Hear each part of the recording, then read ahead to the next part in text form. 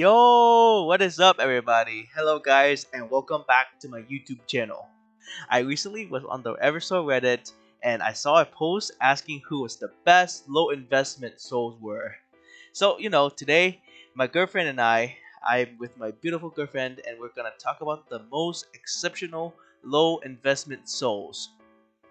Um, if you're wondering what exactly is a low investment soul, they're basically souls who does not need to be built up to high ascension alongside with high level artifacts in order to do what they're meant to do.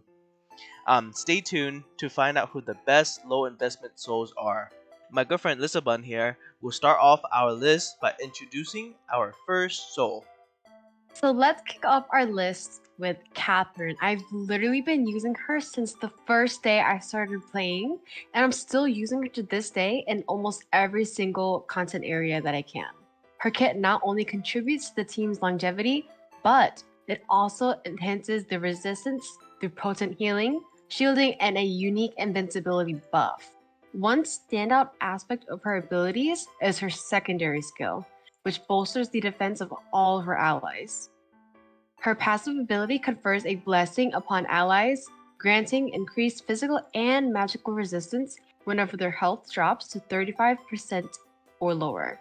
As if these skills weren't enough, Catherine possesses yet another subskill that blankets nearby allies in invulnerability for a brief duration, a rarity in the game where only Catherine has the ability to provide immunity to all of her allies.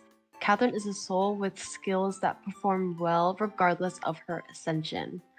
This is why she is on this list of being a low investment soul. Following Catherine, Stormie will discuss our second soul, who is referred to as the terrestrial star. So, our fairy soul, terrestrial star, Talia. Talia, guys, she brings so much to the table, guys. Let me go find her really quickly. She's in the fairy. So right here, she can be used as a damage dealer or support. In this scenario, we're gonna talk about the supporter. She brings so much to the table for her allies and can well contend for the title of being the best supporter in the whole entire game. She increases all allies' attack and defense just by being on the battlefield, and that's her passive. The stars are watching. Not only that, she absorbs damage from the furthest ally and grants them a shield.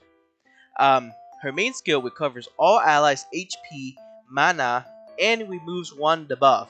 Let me see. Right here, it increases the HP, continuously restore mana, and removes one debuff.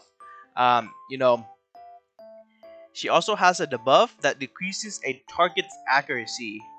Um, Italia does not need to be high ascensions if you're using her for a mana battery, and that does a little healing, damage boost, and damage mitigation.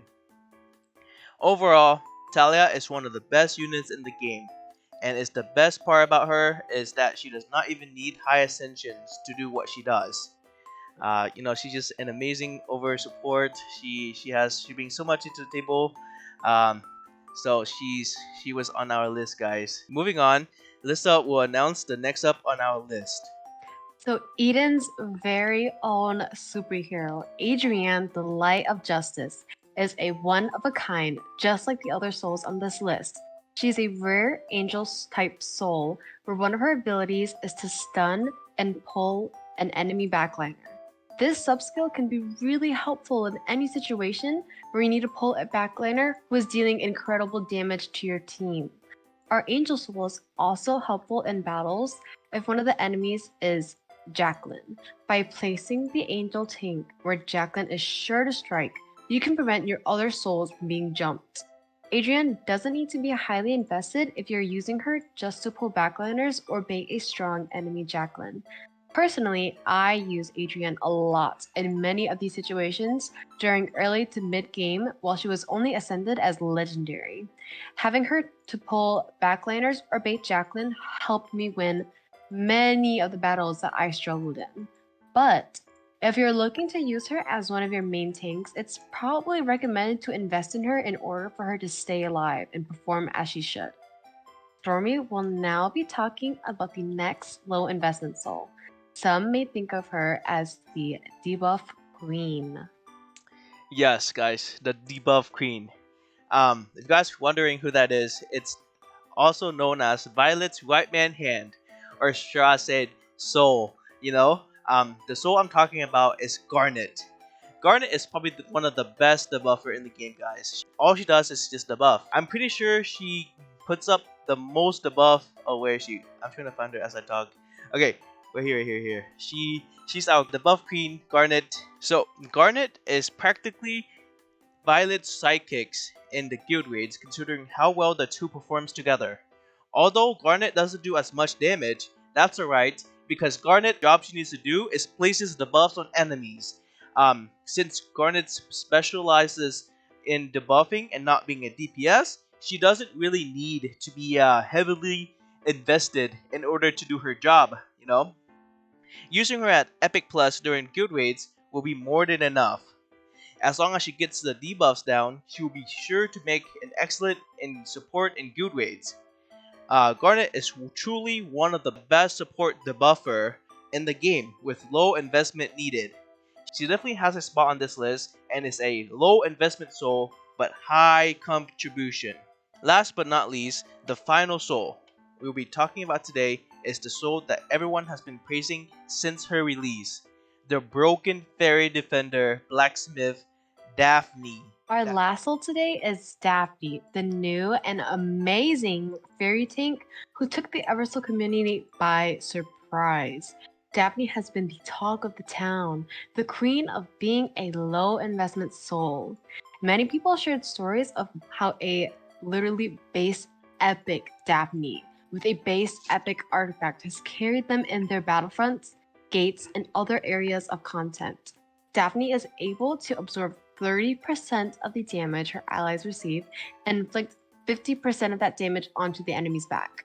This soul is definitely giving Meliodas vibes from Seven Deadly Sins. She can also survive for a while due to her passive Artisan Spirit. Her passive allows her to be granted an immunity buff to herself while simultaneously removing all of her debuffs while preventing her from being incapacitated for 8 seconds. But before the effect ends, she recovers 100% of the damage she received during the effect's duration. Her passive only activates though once she has 0 HP left, so keep that in mind. It is recommended to use Daphne as a sub-tank or alongside another tank such as Chloe, since those two have the same type. Daphne's skills are crazy broken to where you can use her at base epic and she will still perform like an MVP on your team. Yep, guys.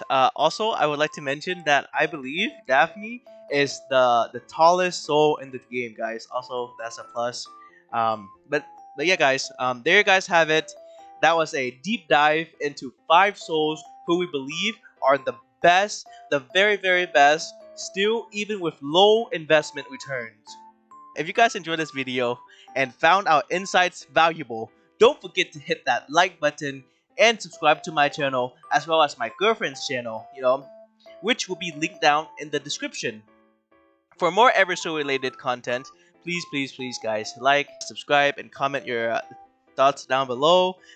As always, guys, thank you guys all for watching, and bye bye.